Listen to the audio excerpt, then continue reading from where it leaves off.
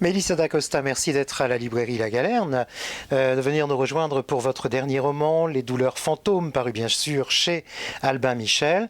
Les douleurs fantômes, où les 5 amis du précédent roman, Je revenais des autres, sont à nouveau réunis 5 ans plus tard. Rosalie, Gabriel, Tim, Ambre et Anton.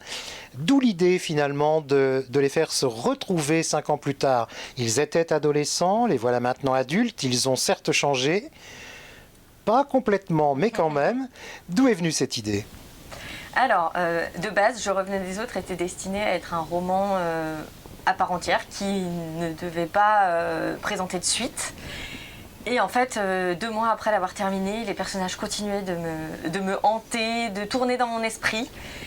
Et j'avais ce scénario qui commençait à s'écrire, et si rien ne s'était passé comme prévu, et si un accident de la vie avait pu remettre en question toutes ces belles promesses d'amitié éternelle, de se revoir.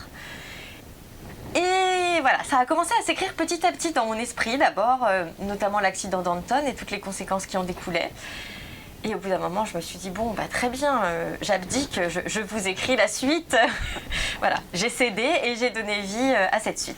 C'est difficile de se séparer de ces personnages. Oui, d'autant que Je revenais des autres était en réalité dans l'ordre d'écriture mon premier roman. Donc c'était la première fois que je portais des personnages pendant si longtemps. Et je pense que j'ai eu beaucoup de mal à les laisser partir. Bon, alors, les retrouvailles ici dans Les douleurs fantômes sont plutôt tendues et donnent lieu quelquefois à des échanges plutôt musclés. D'ailleurs, au passage, vous travaillez beaucoup les dialogues. Les personnages dialoguent vraiment Oui. beaucoup. Ça, c'est une forme d'écriture qui vous séduit, qui vous plaît particulièrement ?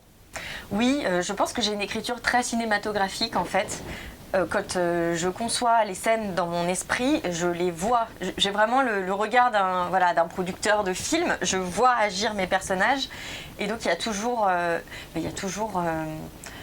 l'image, le son. J'essaie toujours d'amener des odeurs. J'essaie de faire en sorte que ce soit très sensoriel, un petit peu comme... comme si on était au plus juste, au plus réel de la vraie vie. Et donc les dialogues sont ultra importants parce que tout passe par le dialogue en réalité. Et j'ai à cœur que mes dialogues aient l'air réels.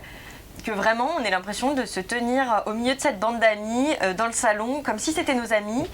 Et que ce soit des vraies tranches de vie, tout ce qu'il y a de plus authentique. Alors ça tombe bien parce que les personnages, bien sûr, mais les décors aussi sont importants. Et je sais que la nature, la montagne, sont des choses importantes pour vous également. Oui, c'est vrai que dans chacun de mes romans, la nature a une très très grande place jusqu'à presque devenir un personnage à part entière. La montagne, je trouve qu'elle a quelque chose de majestueux qui fait que quand on se trouve face à des sommets, on retourne un petit peu, voilà, on se remet les pieds sur terre, on prend du recul par rapport à nos problèmes, à notre place dans le monde. Enfin, je trouve que la nature, dans ce qu'elle a de plus grandiose, nous ramène à un peu d'humilité et une belle prise de recul. Alors il y a un personnage dans Les douleurs fantômes qui vous permet d'aborder un thème important. Le personnage c'est celui de Cécile qui vous permet d'aborder le thème des violences faites aux femmes. Le mari, on dévoile pas grand chose en disant que le mari de Cécile est violent, qu'il la bat. Elle refuse pour autant dans un premier temps qu'il soit placé parce qu'il est malade, dit-elle. C'est quelque chose, c'est un thème que vous souhaitiez aborder avec cette façon-là qu'ont certaines femmes battues de réagir sur la question. Oui, ce que je souhaitais aborder, c'était vraiment l'emprise. Alors, que ce soit par de la violence physique, verbale, psychologique, mais vraiment cette relation d'emprise qui fait que Cécile se retrouve dans une position d'enfance. Vraiment, c'est une petite fille soumise qui ne prend plus aucune décision par elle-même, qui se sent à peine capable de parler, de faire des choix. Et c'est vraiment l'emprise que je voulais étudier, qui fait que même recroquevillée dans la salle de bain, le visage tuméfié, elle est encore incapable de faire quelque chose qui puisse nuire à son mari. Et donc voilà, ce qui est intéressant dans ce roman, c'est que Ambre, qui elle-même, dans le précédent roman, avait été dans une relation totalement toxique d'emprise avec un homme plus âgé qui avait beaucoup abusé d'elle, ait pu cette fois-ci se positionner en guide un petit peu vis-à-vis de Cécile, la prendre par la main et la secouer gentiment pour la faire réagir et lui redonner un petit peu d'énergie, un petit peu d'estime d'elle-même.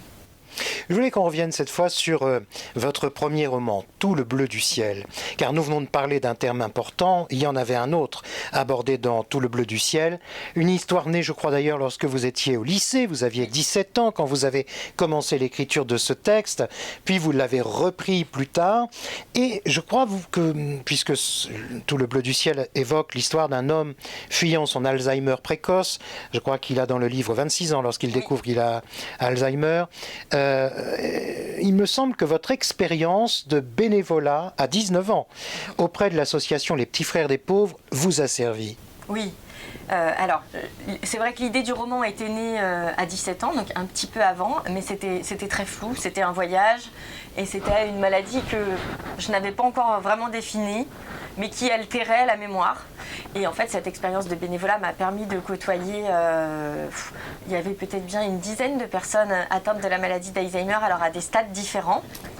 Et ça a été une grande claque à 19 ans. Alors, j'avais aucun bagage pour accompagner des personnes atteintes de la maladie d'Alzheimer. Ça a été votre propre volonté d'intégrer cette association, oui, c'est ça? Pendant les vacances d'été, je me suis dit, voilà, j'ai envie de faire du bénévolat.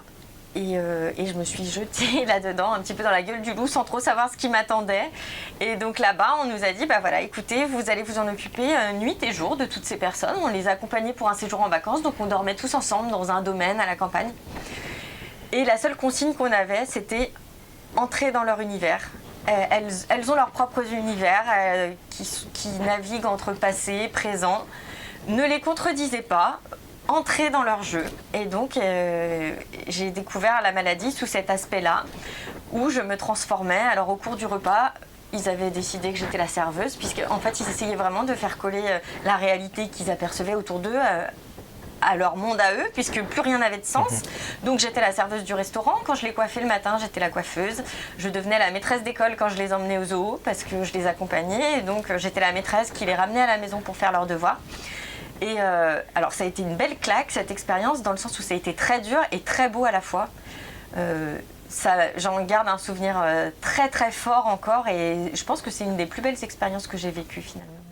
Et que vous avez retranscrite donc un peu. Que j'ai retranscrit pour le personnage d'Émile. Voilà. Avec ses brusques déjà cette façon de vivre entre deux mondes, le monde du passé et le monde du présent qu'on essaye de faire coïncider.